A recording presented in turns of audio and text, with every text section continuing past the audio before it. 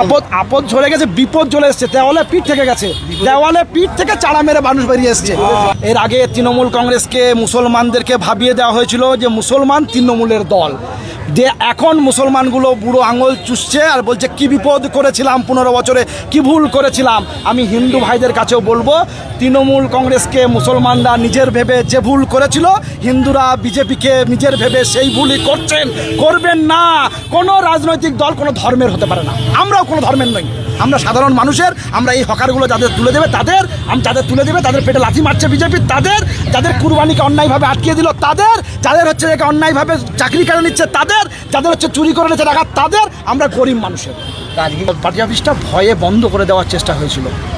Party অফিসটা আমাদেরই ছিল, তাদের পার্টি এখানকার দামাট বাহিনী, বললাম না ভাইজান, বাস স্ট্যান্ডের ভাইজানদের ভয়ে, বাস স্ট্যান্ডের ভাইজানদের ভয়ে, হাড়িপাড়ার ভাইজানদের ভয়ে, যে যে যে যে ভাইজানদের ভয়ে আপনারা সঠিক খবর দেখাতে পারতেন না, যে ভাইজানদের ভয়ে আপনারা সঠিক খবর দেখাতে পারতেন না, সেই ভাইজানদের ভয়ে মানুষ বেরোতো না। ঠিক ঠিক ঠিক, কে বলছে ছিল না, কে বলছে ছিল না, একমাত্র সিপিএমেরই ছিল, একমাত্র সিপিএমেরই ছিল।